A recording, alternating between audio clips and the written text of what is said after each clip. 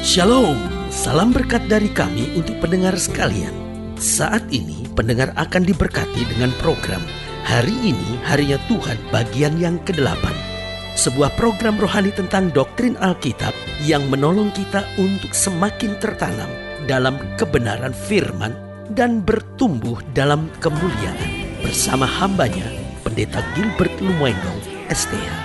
Banyak orang merasa doktrin Alkitab sebagai sesuatu yang membingungkan. Tetapi tahukah saudara bahwa doktrin Alkitab intinya adalah memahami Alkitab dengan benar, dengan pemahaman yang sistematis, sehingga kita terus dapat tertanam di dalam kebenaran firman, sehingga kita terus bertumbuh di dalam kemuliaan Allah. Buka hati saudara sekalian untuk menerima berkat-berkat firman-Nya hari ini. Hidup yang paling indah adalah ketika kita menyadari bahwa hidup kita adalah hidup yang diberkati oleh Tuhan. Karena ada dua hal yang harus kita sadar. Kadangkala memang Tuhan tidak berkati kita karena kita hidup dalam dosa. Atau yang kedua, Tuhan berkati kita tapi kita tidak sadar. Karena selalu saya bilang, hidup yang paling indah adalah ketika kita sadar bahwa sebenarnya hidup ini diberkati oleh Tuhan. Haleluya. Karena saya pelajari seorang yang diberkati Tuhan pasti dirubah oleh Tuhan. Itu pasti. Orang yang diberkati Tuhan gak akan pernah bisa sama. Orang yang hidup diberkati Tuhan pasti dirubah. Karena Allah itu adalah Allah yang selalu menjadikan segala sesuatunya baru. Allah kita adalah Allah yang tidak membiarkan kita apa adanya. Betul dia menerima kita apa adanya, tapi tidak membiarkan kita apa adanya. Dirubahnya hidup kita supaya kita makin hari makin indah, makin hari makin berkenan, makin hari makin memancarkan kemuliaan Tuhan. Jadi ingat, seorang yang diberkati Tuhan pasti hidupnya dirubah oleh Tuhan. Rumah tangganya dirubah oleh Tuhan. Saya ingat cerita tentang Simon Petrus, ya kan? Tuhan bilang apa? Namamu bukan lagi Simon, tapi Petrus, karena di atas batu karang ini I will build my church. Aku akan membangun gerejaku. Aku akan membangun rumahku. Berarti dari sini kita lihat bahwa Simon yang diberkati oleh Tuhan dirubah dan kemudian dijadikannya Petrus. Lihat juga Alkitab bicara tentang Abram. Ketika Tuhan berkati Abram, lalu namanya dirubah menjadi apa? Abraham. Jadi jelas saya bisa kasih contoh terus dalam Alkitab, tapi intinya sederhana. Seorang yang diberkati Tuhan, hidupnya pasti dirubah oleh Tuhan.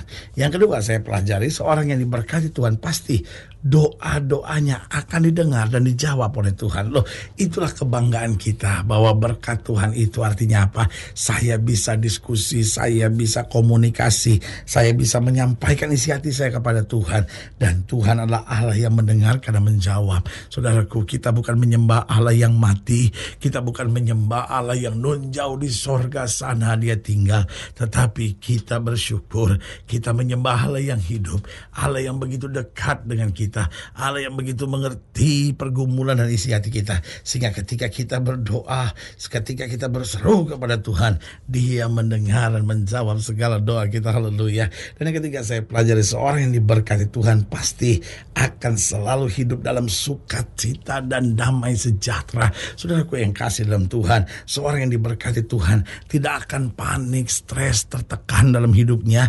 Kenapa? Karena kita tahu malaikat Tuhan menjaga kita. Kita tahu Roh Kudus ada di dalam kita, dan kita tahu kasih karunia Allah tetap menyertai kita. Sehingga seorang diberkati Tuhan pasti akan selalu hidupnya sukacita. Bukan berarti gak ada masalah, tapi ada sukacita di tengah masalah, dan senantiasa memperoleh damai sejahtera. Haleluya. Dan yang keempat saya pelajari, seorang yang diberkati Tuhan pasti akan melihat keberhasilan dalam apapun yang dia kerjakan. Sehingga kita berkata apapun yang dikerjakannya dibuat Tuhan berhasil. Berarti hari ini doa saya bagi setiap pendengar sekalian, sehingga sudah menjadi orang-orang yang diberkati Tuhan, sehingga hidup sudah dirubah. Oh, doa-doa sudah didengar dan dijawab Tuhan. Bahkan hidup sudah akan selalu penuh sukacita dan damai sejahtera. Bahkan sudah akan selalu melihat keberhasilan dalam hal apapun yang sudah kerjakan. Haleluya. Oh, selamat datang dalam program kita hari ini, Harinya Tuhan. Sebuah program rohani yang kembali mengingatkan kepada kita betapa pentingnya kita menjadikan firman Tuhan sebagai dasar keseharian hidup kita. Karena selama kita jadikan firman Tuhan sebagai dasar keseharian hidup kita, langkah-langkah ke depan kita penuh dengan kepastian, kemenangan, berkat, mujizat, dan perkara-perkara besar. Haleluya. Dan dalam program ini kita sedang membahas tentang Tuhan memberkati. Karena itulah kebanggaan kita, itulah sumber sukacita kita, itulah keindahan yang luar biasa dalam hidup kita.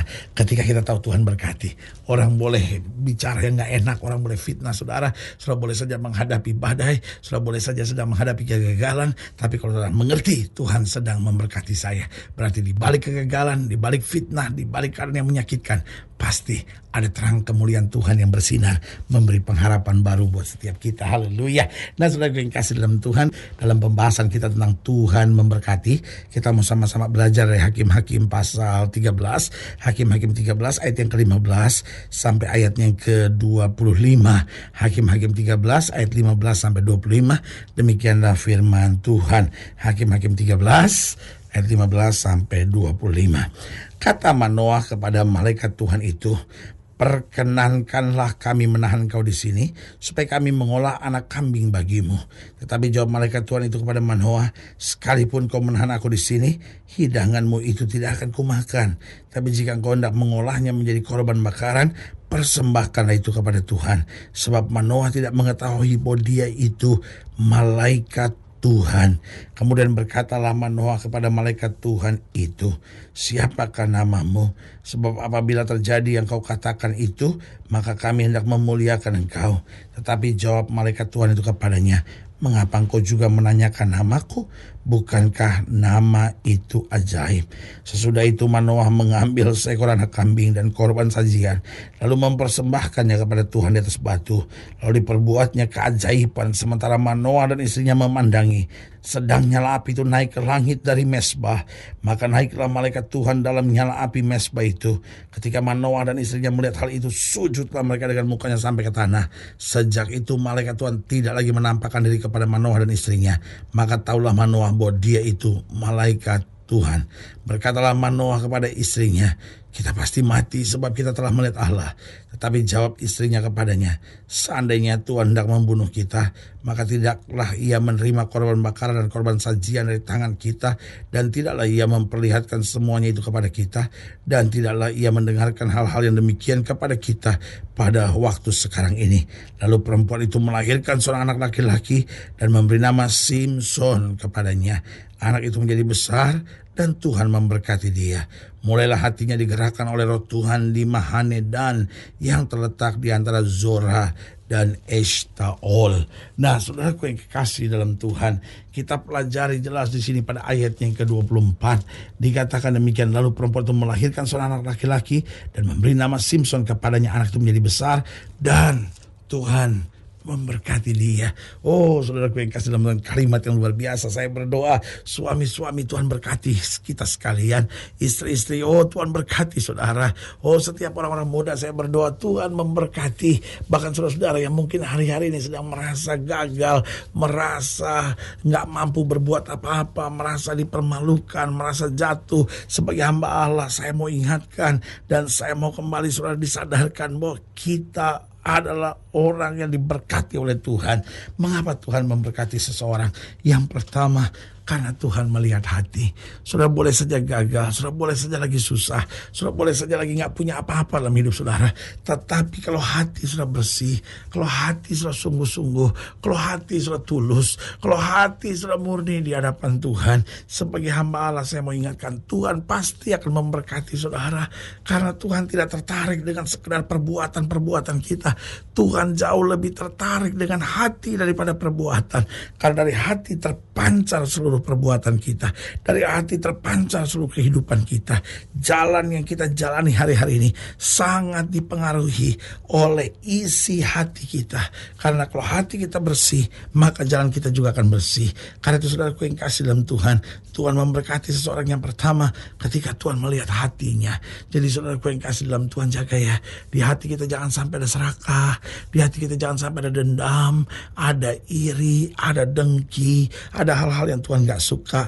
Biarlah mulai hari ini hati kita dimurnikan oleh darah Kristus. Haleluya. Yang kedua saya pelajari mengapa Tuhan memberkati seseorang, karena Tuhan melihat iman. Oh saudaraku yang kasih dalam Tuhan, di mana ada iman di situ pasti ada berkat, di mana ada iman di situ pasti ada mujizat, di mana ada iman di situ pasti ada kemenangan yang luar biasa. Karena itu sebagai hamba Allah saya ingin mau ingatkan, mari kita jaga hati kita. Lalu yang kedua, mari kita pertahankan iman kita. Yang ketiga, saya pelajari mengapa Tuhan memberkati seseorang. Karena Tuhan melihat kesungguhan perjuangannya. Saudaraku yang kasih dalam Tuhan, Alkitab bilang apa? Orang yang menabur dengan air mata akan menuai dengan sorak-sorai. Apakah itu berarti hidup Kristen adalah hidup yang menderita? Salah.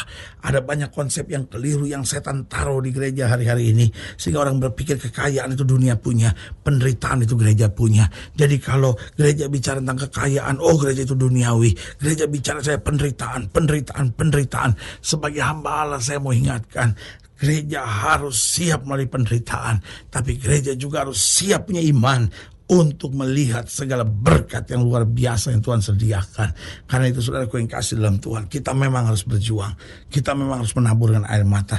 Tapi di balik itu, di balik kesetiaan kita, harus ada berkat Tuhan yang luar biasa. Haleluya. Jadi ingat, mengapa Tuhan memberkati seseorang? Karena Tuhan melihat hati. Yang kedua, karena Tuhan melihat iman. Yang ketiga, karena Tuhan melihat kesungguhan perjuangannya. Karena orang-orang yang berjuang itu yang dibela oleh Tuhan. Sementara orang-orang malas akan dididik, dihajar, dipukul oleh Tuhan. Saudaraku, yang keempat saya pelajari mengapa Tuhan memberkati seseorang. Karena Tuhan melihat penyerahan diri kita kepada Tuhan. Waktu kita berserah diri total penuh kepada Allah, kita dapat berkata, Tuhan, biar bukan kehendakku yang jadi, melainkan kehendak-Mu lah yang terjadi.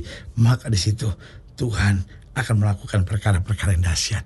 Saudaraku yang kasih dalam Tuhan, biarlah hari ini kita dapat berkata, terima kasih Tuhan, saya orang yang diberkati dan melihat hal-hal yang baik dalam hidup saya. Haleluya. Saudaraku yang kasih dalam Tuhan, jika saudara yang dilayani lebih jauh, hubungi kami melalui telepon, hubungi kami melalui surat, kunjungi website kami, karena kami ada untuk membawa Bapak Ibu saudara senantiasa lebih dekat pada Tuhan dan mengalami kasih kuasa mujizat yang luar biasa. Haleluya. Secara khusus melalui program ini juga saya mau berdoa buat setiap saudara yang sakit, setiap saudara yang berbeban berat, karena saya percaya bahwa bagi Allah tidak ada perkara yang mustahil. Nah, saudara-saudara yang didoakan secara khusus, boleh taruh tangan kanan saudara di dada dan kita akan berdoa. Mari kita berdoa. Bapa, dalam nama Yesus, hamba doa buat yang sakit, hamba doa buat yang berbeban berat, hamba doa untuk setiap mereka sedang menghadapi masa-masa yang sukar. Karena hamba percaya bahwa bagi Allah tidak ada perkara yang mustahil. Bapa, hamba berdoa di dalam nama Yesus, Tuhan jamah. Yang sakit Tuhan sembuhkan, yang lemah Tuhan kuatkan, yang susah Tuhan hiburkan, yang jatuh Tuhan angkat. Sehingga hari-hari penuh kemenangan boleh berlaku. Bahkan hamba doa buat mereka yang taruh tangan kanannya di dada, sehingga mereka pun diberkati oleh Tuhan. Hati kami boleh bersih, iman kami boleh teguh, kami boleh sungguh-sungguh dalam perjuangan iman, dan kami boleh sungguh-sungguh dalam penyerahan hidup kami sempurna kepada Tuhan. Di dalam nama Yesus kami berdoa. Haleluya. Amin. Saudara yang kasih dalam Tuhan, kita sudah berdoa. Ingat, Allah tidak pernah lalai menepati janjinya. Inilah saatnya buat kita untuk bangkit, bersemangat, bersukacita dalam menghadapi segala perkara. Karena kita tahu Yesus hidup, Yesus berkuasa, dan selalu menyediakan yang terbaik buat anak-anaknya. Doa saya menyertai saudara.